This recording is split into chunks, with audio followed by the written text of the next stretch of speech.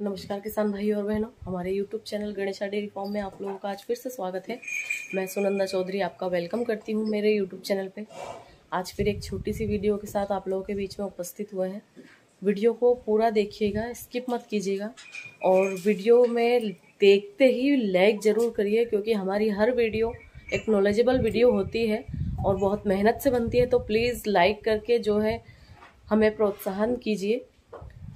तो चलते हैं आगे की वीडियो पे। जैसे कि आप लोगों को पता ही है कि हम कमेंटों के जरिए वीडियो बना लेते हैं, तो आज आप लोगों के ही कमेंट में से एक कमेंट था, मतलब अक्सर ऐसे कमेंट आते ही रहते हैं कि हमने हमारी गाय की एआई कराई है तो हम ये खिलाएं कि नहीं, या हमने हमारी भैंस की एआई कराई, या भैंस की बछिया की एआई कराई है तो हम जो है चने का सुकला खिलाएं या नहीं खिलाएं, क्या खिलाएं क्या नहीं खिलाएं। तो आज हमने सोचा कि आज हम इसी पर वीडियो बना दें कि हम जब एआई कराते हैं तो हम बहुत कंफ्यूज रहते हैं कि अब हमको पशु को क्या खिलाना चाहिए और क्या नहीं खिलाना चाहिए। तो आज हम आप लोगों को यही बताएंगे कि आप यदि आपकी चाहे गाय की, चाहे भैंस की, या फर्स्ट टाइम हीफर की, या पहले ब्यात की जो भैंस की बच्चियां होती है उसकी, किसी की भी एआई कराएं तो आपको क्या खिलाना है और क्या नहीं खिलाना है। एआई कराने के तुरंत पहले और तुरंत बाद हमें बहुत सी ऐसी चीजें होती हैं जो हमें पशु को खिलानी होती है, जिससे पशु जो है कंसीव कर ले। और पशु के जो है कंसीव करने के चांस जो है 90% बन जाते हैं अगर हम कुछ चीज़ों का ध्यान रख लें तो। जैसे कि सबसे पहले तो हमें क्या नहीं खिलाना है। जैसे हम जब पशु की एआई कराते हैं तो एआई कराने के बाद हमें अपने पशु को जो है फीड खिलानी तो है, पर कम खिलानी है। जैसे कि मान लीजिए किसी भी पशु को आप पहले जैसे 3 किलो फीड दे रहे थे, तो आपने जब उसकी एआई करा दी है तो एआई कराने के बाद आप उसकी फीड थोड़ी कम कर दीजिए।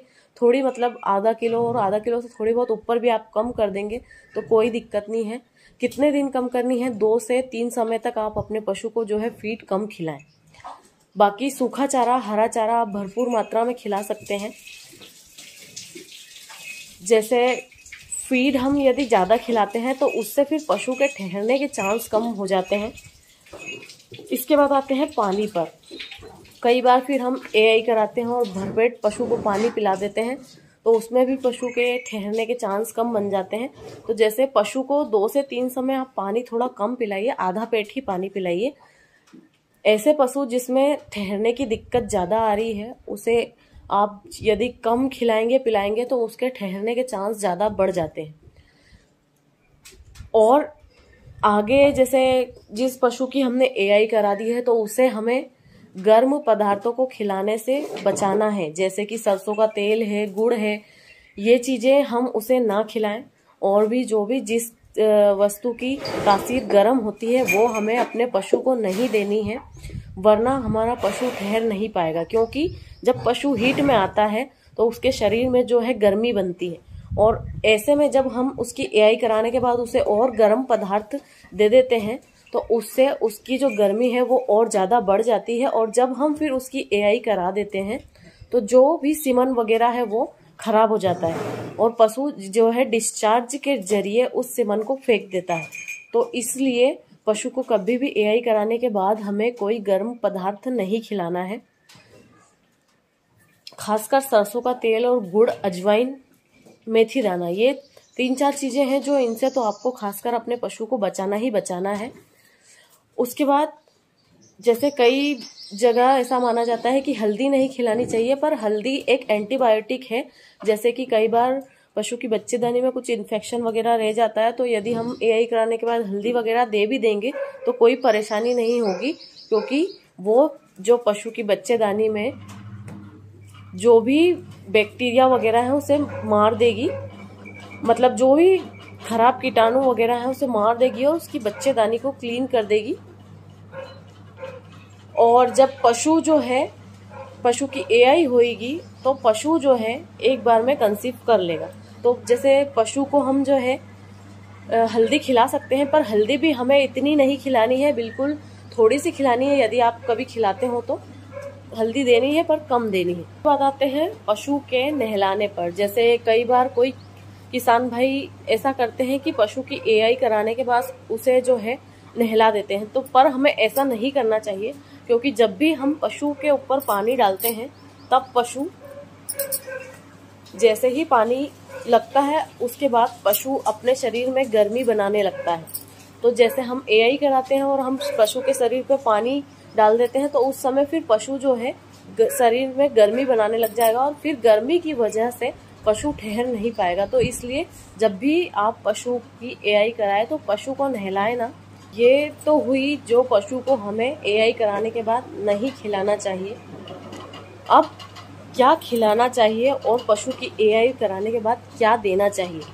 जैसे कि पशु की एआई कराने के बाद हमें जैसे हरा वगैरह उसे प्रॉपर खिलाना चाहिए। कई जगह ऐसी भ्रांतियाँ फैली हुई है कि पशु की एआई कराने के बाद उसे हरा नहीं देना चाहिए, पर यह गलत है।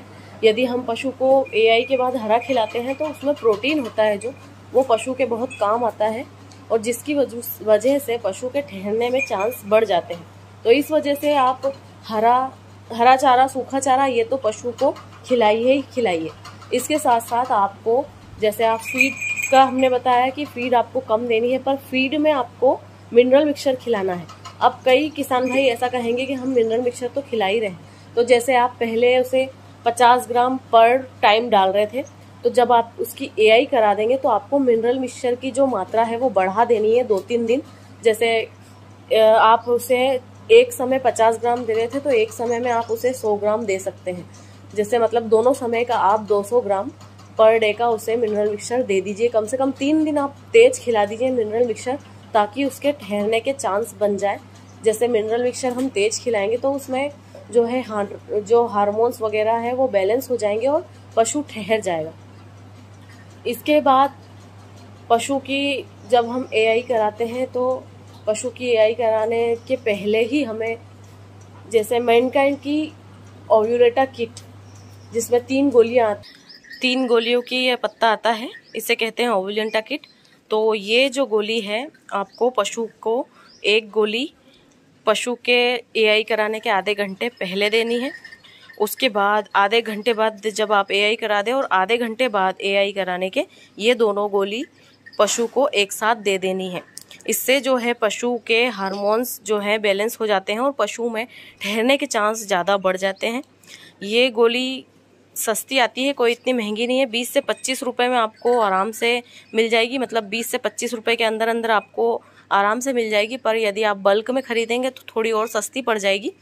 तो आप इसे बल्क में लाकर रख लीजिए कि जैसे आपके फार्म पर कभी भी रात में या सुबह पशु हीट में आए, दोपहर में आए, तो जब भी आपके पास ये रहे तो आप जैसे ही डॉक्टर को इन्फॉर्म करते हैं, डॉक्टर को आने में समय लगेगा, उससे पहले आप आधे घंटे पहले ही ये गोली खिला दीजिए और फिर बाद में बची हुई 2 गोली एआई के बाद आप खिला दीजिए। फर्स्ट टाइम बछड़ी या फर्स्ट टाइम भैंस की जो बछिया होती है उसकी एआई कराते हैं, तो उस समय हम सोचते हैं कि ठहरेगी या नहीं ठहरेगी। तो यदि ऐसे समय में हम पहले से थोड़ा सा ध्यान रख लें, जैसे हम ये दे दें ओव्यूलेटा किट वगैरह, और इसके साथ साथ हार्मोन्स बढ़ाने के लिए इंजेक्शन। फर्स्ट टाइम हीफर को आपको हार्मोन्स के इंजेक्शन ज़रूर से लगाने चाहिए एआई करने के बाद। जैसे कि हमने हमारी एक बछड़ी, जैसे कि ये हमारी जो ट्रॉय की बछड़ी है, जब हमने इसकी एआई कराई फर्स्ट टाइम में ही हमने इसकी एआई कराने के तुरंत बाद जो है इसे गायनारिच इंजेक्शन लगवाया और गायनारिच का रिजल्ट ये निकला कि हमारी जो बछड़ी है वो कंफर्म हो गई, आप देख सकते हैं। तो इसलिए हम आपको यह बता रहे हैं कि जैसे जब भी आप फर्स्ट टाइम बछड़ी या फर्स्ट टाइम भैंस की बछिया को आप जब भी एआई कराएं तो उसके लिए आप कोई भी हार्मोन का इंजेक्शन उसे जरूर से लगवाएं, या आप गायनारिच लगवा लीजिए या डोराप्रोजेन लगवा लीजिए। ये दोनों इंजेक्शन 2 प्रकार से काम करते हैं। एक तो इनके अंदर जो हार्मोन्स की संख्या है उसको बैलेंस करते हैं। पशु जब ही नहीं ठहरता जब पशु के हार्मोन्स जो है उनकी संख्या बराबर नहीं होती। आप कितनी भी कोशिश कर ले, यदि उस पशु की हार्मोन्स की संख्या बराबर नहीं होगी, बैलेंस नहीं होगी, तो पशु नहीं ठहर पाएगा। तो इसी वजह से हम जैसे ही एआई कराएं उसके तुरंत बाद हम पशु को यदि वो इंजेक्शन लगवा देते हैं तो उससे पशु के जो शरीर में हार्मोन्स की संख्या वो बैलेंस हो जाती है और पशु का ठहरने के चांस 100% बढ़ जाते हैं। और एक ये समस्या और रहती है कि कई बार पशु जो है एआई कराने के बाद डिस्चार्ज डाल देता है। जैसे एआई हमने कराई और तुरंत पशु ने डिस्चार्ज कर दिया, तो उस समय यदि पशु तुरंत डिस्चार्ज कर देता है तो उससे भी पशु ठहर नहीं पाता। तो यदि हम जो ये हार्मोन का इंजेक्शन लगवा देते हैं तो इससे एक समय बाद पशु की बच्चेदानी का मुंह बंद हो जाता है और पशु जो है हमने जो भी उसको सीमन लगवाया उससे डिस्चार्ज के जरिए बाहर नहीं फेंक पाता। तो इसीलिए जब भी आप यदि फर्स्ट टाइमर हो, चाहे आपकी कोई गाय हो चाहे भैंस हो, आप जब भी पशु की एआई कराएं तो एक हार्मोन का इंजेक्शन जरूर से लगवाएं। या तो आप डोराप्रोजन लगवा लीजिए या फिर गायनारिच लगवा लीजिए, क्योंकि हमने इस बछड़ी को जो है गायनारिच लगवाया था तो ये ठहर गई थी। पर जब इस बछड़ी को फर्स्ट टाइम एआई कराई थी तो उस समय हमने जो है इसको कोई भी हार्मोन का इंजेक्शन नहीं दिलवाया था, तो जिसकी वजह से फिर बाद में ये ठहरी नहीं, मतलब एक बार में कंफर्म हुई नहीं। तो फिर जब वो दूसरी बछिया हिट में आई तब हमने उसको जरूर से हार्मोन का इंजेक्शन लगवाया और वो इंजेक्शन काम किया। तो इसीलिए आप लोगों को इस इंजेक्शन के बारे में हमने राय दी है। और इसी प्रकार से फिर इस बछड़ी पर हमने रिस्क नहीं लिया, इस बछड़ी को भी हमने जो है हार्मोन का इंजेक्शन लगवाया और इंजेक्शन लगवाने के बाद ऐसा लग तो रहा है कि ठहर गई अभी, क्योंकि हमने इसका जो है एआई की जांच वगैरह एआई करवाने के बाद हमने इसकी जांच नहीं करवाई है, पर जब भी करवाएंगे तो आपको बताएंगे ज़रूर से कि ये पास हुई है या नहीं। तो किसान भाइयों, ये कुछ छोटी मोटी जानकारियाँ थी जो आप लोगों के साथ शेयर करनी थी। सबसे पहले तो पशु का ठहरने के चांस कब नहीं बनते, जब यदि हमारा पशु डिस्चार्ज क्लीन नहीं कर रहा। यदि डिस्चार्ज क्लीन नहीं कर रहा है तो समझ लीजिए कि उसकी बच्चेदानी में इन्फेक्शन है। तो एआई कराने से पहले ही आप थोड़ी सी सावधानी बरतें, उसकी जो बच्चेदानी है उसकी सफाई करवा लीजिए एक बार। मतलब जब एक हिट आए तो उसमें आप सफाई करवाइए और फिर उसकी नेक्स्ट हिट में उसकी एआई करवाइए, तो उससे जो है पशु ठहर जाएगा। और एक कंडीशन जब होती है जब पशु के हार्मोन्स बैलेंस नहीं होते, तो बैलेंस करने के लिए ये कुछ चीज़ें हमने बताई, जैसे कि मिनरल मिक्सचर आप अच्छी कंपनी का यूज़ करिए और जब एआई कराएं तो उसे आपको पशु को थोड़ी ज़्यादा मात्रा में खिलाना है, तो जिससे कि पशु का हार्मोन बैलेंस हो जाए।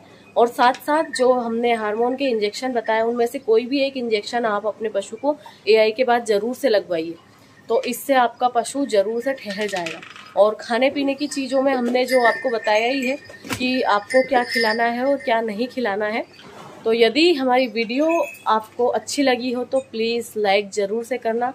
चैनल यदि आप लोगों ने अभी तक सब्सक्राइब नहीं किया है तो सब्सक्राइब ज़रूर से करना। और यदि अभी तक आप लोगों ने चैनल सब्सक्राइब किया है पर जो बेल नोटिफिकेशन है उसे ऑन नहीं किया है तो उसे ऑन ज़रूर से करिए, क्योंकि सब्सक्राइबर बहुत ज़्यादा है और व्यू बहुत कम आते हैं। तो इसका ये मतलब है कि जो भी वीडियो है उसका नोटिफिकेशन आप लोगों के पास नहीं पहुंच पा रहा है।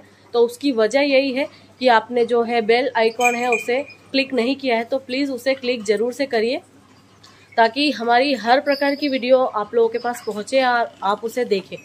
तो मिलेंगे जल्दी से नेक्स्ट वीडियो में। Thank you for the watch.